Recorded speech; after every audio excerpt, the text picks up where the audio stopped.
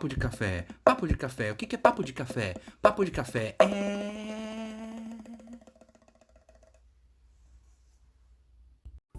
Olá, amigo internauta, compadre, comadre, tudo bem? Como é que vocês estão? Bom, aqui você já deve ter visto aí no título do Papo de Café que hoje nós vamos falar de política, mais uma vez. De vez em quando a gente vai entrar em dados políticos, em situações políticas, em diálogos, discursos, apenas para a gente trocar uma ideia e você ter assim uma nova noção sobre um determinado assunto. Lembrando que agora nós estamos com a ideia de colocar nos vídeos sempre, no meio do vídeo mais ou menos, depois de uns 5, 6 minutos, sempre uma pergunta para você responder. Vai estar aqui no cantinho, você vai ver aqui sem problema.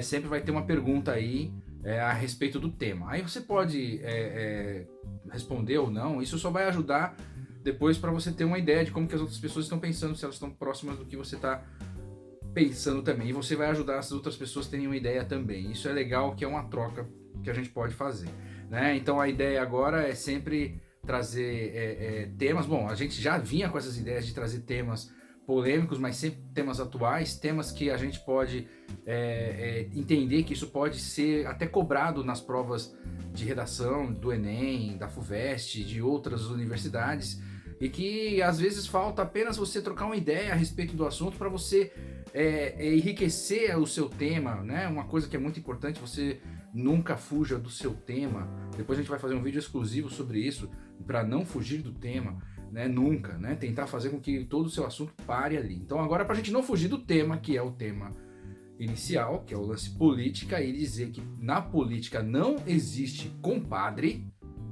que é o tema. Então a gente vai dizer aqui de um caso que, você já deve ter acompanhado aí. Simplesmente, nas últimas semanas, nós temos visto que o presidente Jair Bolsonaro, ele tem dado algumas, vamos dizer alfinetadas, mas um esquema meio que, estão tentando abafar a euforia do super-ministro Sérgio Moro.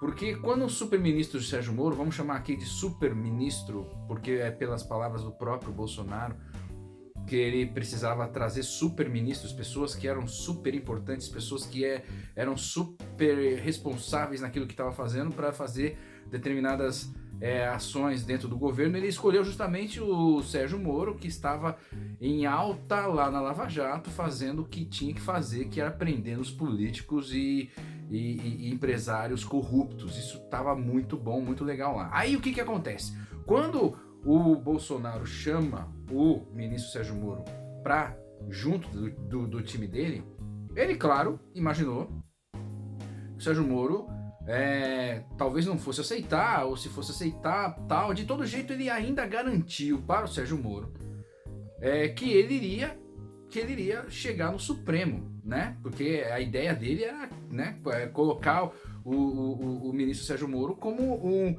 o top of mind, né? O cara o melhor, no topo das responsabilidades, que não tem nada melhor, nada maior do que ser o cabeça do Supremo Tribunal Federal. Então aí o que acontece? Tribunal de Justiça, né? Isso, exatamente. O que acontece? Aliás, todas as falhas que eu estiver falando aqui, claro, eu vou depois, enquanto eu estiver editando, eu vou colocar as descrições aqui, caso eu erre qualquer coisa, o nome de alguma coisa, números aqui, né? O importante é que a gente fale direto, vocês entendam que isso aqui é um vídeo rápido, que eu tento falar em 10 minutos apenas o tema, e assim a gente vai debatendo. Então, ou seja, agora volta. Se você tem lá, então, o Sérgio Moro já vai pro time do Bolsonaro sabendo que ele vai ser o cara daqui a pouco. Se na hora que vagar ali o Supremo, ele pula para dentro, né? Pelo menos era o que tinha sido dito. Entretanto, nem o Bolsonaro, nem o Sérgio Moro imaginava que o Glenn iria lançar esse monte de coisa, dando uma certa polaridade, dando uma certa tendência ao juízo do juiz Sérgio Moro, né? Isso fez com que, na verdade, um pouco da moral, desse uma caída um pouco, né? Naquilo que todo mundo imaginava, que ele era um incorruptível, enfim, né? Mas aí você vê que pode acontecer. De todo jeito, isso, não sei se foi esse o motivo ou não, mas O que deu a entender é que nas últimas falas do nosso presidente Jair Bolsonaro, ele não tem tido mais aquele olhar de paixão incondicional pelo Sérgio Moro por tudo, né? Pelo contrário, já chegou a dizer que o Sérgio Moro não ajudou na campanha, que enquanto ele estava lá, ele estava sozinho, e que se ele fosse, né, e que cada um por si, praticamente, ele disse isso. Então, ou seja, aí você vê que, na verdade, na política não tem esse lance de apadrinhamento. Tipo, os padrinhos da política são parecidos com o Don Corleone, né? São parecidos com aquele personagem clássico, né, do Poderoso Chefão, que, na verdade, o nome Poderoso Chefão é aqui no Brasil, mas nos Estados Unidos ele foi originalmente feito como The Godfather, que é justamente o padrinho, né? Onde, na verdade, é o padrinho, no caso, padrinho de casamento, lembrando as funções de padrinho, né? Vamos lá. O que é um padrinho? Padrinho é aquele cara que é um pai, é um segundo pai, é um pai escolhido, né? Então, por isso que o nome Godfather seria pai em Deus, ou seja, se você for analisar, não é o pai físico, o pai biológico, mas é o pai que é considerado pai, é uma pessoa que é considerada também como pai, ou seja, na ausência do pai verdadeiro, esse padrinho, ele assume o papel de pai. Na ausência da mãe verdadeira, a madrinha assumiria o papel de mãe, e assim por diante, né? Ou o casal, enfim, que tá lá como padrinho, madrinha, beleza. Lembrando que para...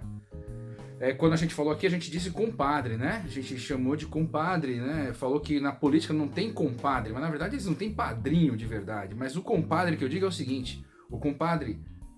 veja, padrinho é o cara, tipo, a pessoa padrinho, né? O cara que é padrinho, ele sabe da responsabilidade dele perante aquela criança, aquele jovem que ele tenta educar, tenta se aproximar, às vezes consegue, às vezes não, as consequências da vida às vezes afastam os padrinhos dos seus afilhados, mas a intenção é que se você tiver condição de manter a proximidade, você consegue prestar um suporte ao casal que lhe convidou para ser padrinho. Lembrando que se alguém lhe convida para ser padrinho, ele está querendo te chamar de compadre, tá querendo te chamar de comadre, certo? Porque o cara que cede o filho para uma outra pessoa, ele tá querendo que essa outra pessoa seja o compadre dela ou a comadre dela, certo? Então, ou seja, nessa aí, por isso que é importante a gente entender que, veja que a responsabilidade, quando eu digo aqui que na política você não tem padrinho, é porque você não tem como confiar